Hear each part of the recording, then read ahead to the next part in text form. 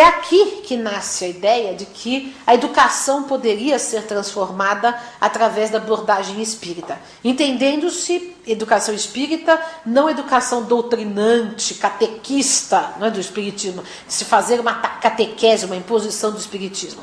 Mas o grande inaugurador desta ideia foi o Eurípides Barçanufo, que viveu no final do século XIX, começo do século XX, viveu pouco, apenas 38 anos, mas funda o primeiro colégio espírita no Brasil, Colégio Allan Kardec.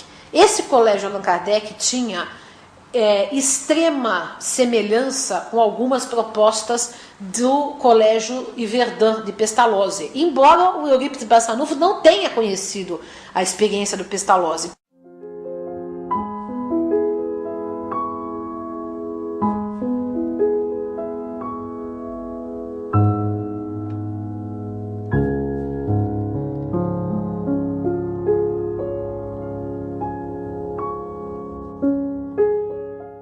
O Eurípides Barçanufo era membro da Comissão por Instrução Pública da sua cidade natal, em Sacramento, vereador que lutava pela educação igualitária e pública. A sua escola era gratuita, porque não fazia uma exploração comercial da educação, não era para as elites, era para o povo.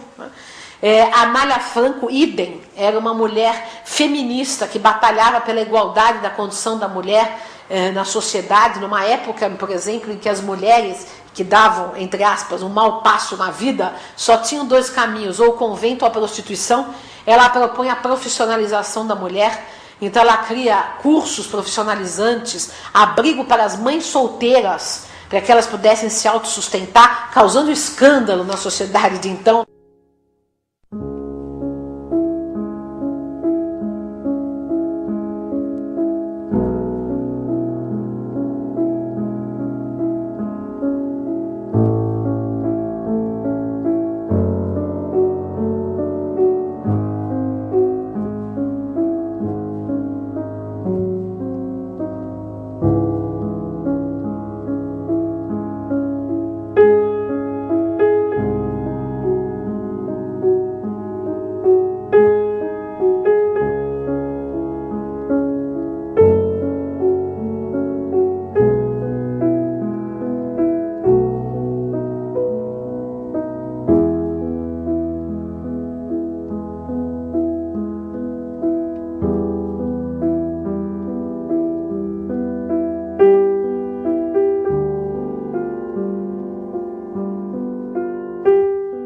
Passagem Santane, outra memória viva do Espiritismo.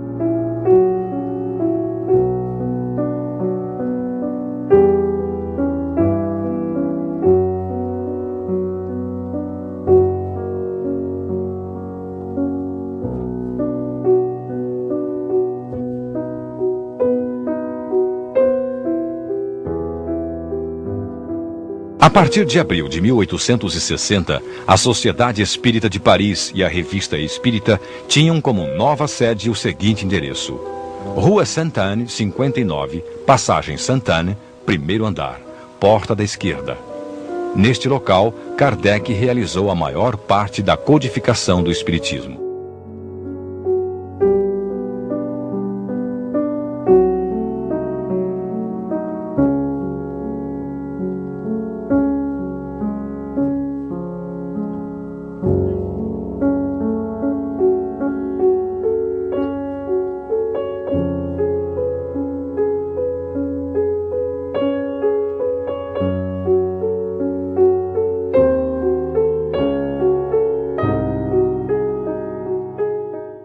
Foi um educador que fundou essa doutrina, codificou, como querem os espíritas, mas enfim, organizou esse sistema de ideias, que hoje se chama espiritismo, e que ele chamou de espiritismo, e tem um cunho eminentemente pedagógico, essa filosofia, exatamente porque ele era um educador.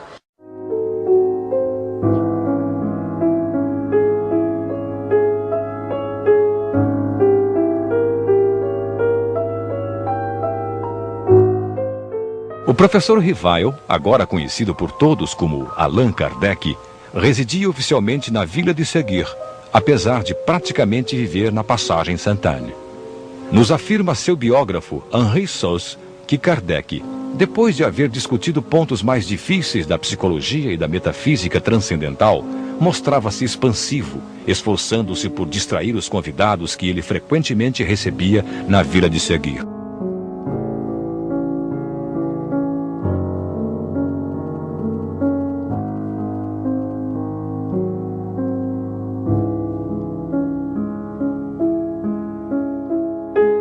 O Espiritismo é uma proposta cultural, filosófica, pedagógica, sobretudo, porque, primeiro, que encara o homem como um ser em permanente evolução. Então, ele não é herdeiro de um pecado e nem está precisando de uma salvação.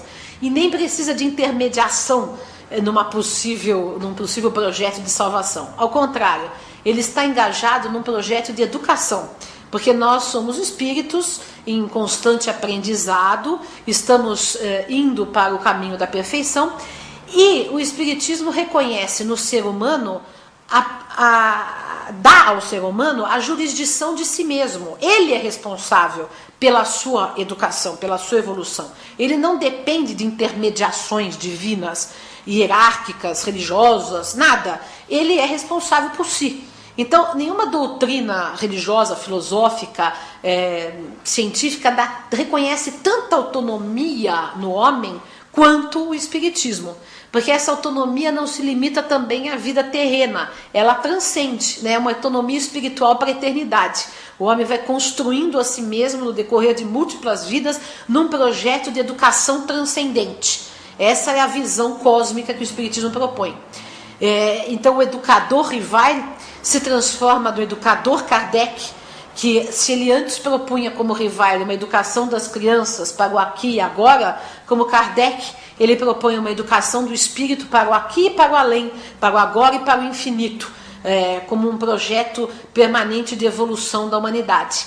E eu acho que essa é uma abertura muito grande, porque nós introduzimos o elemento religioso, sim, de contato com a divindade, de sentimento de unidade, né, divina que nós temos com a natureza, com Deus, com toda a criação, né, mas sem nos perdermos nesta anulação do indivíduo, que geralmente o cristianismo tradicional, né, porque nós também, o Espiritismo também se considera cristão, mas dentro de um cristianismo de releitura, né, do cristianismo, uma releitura mais livre do cristianismo.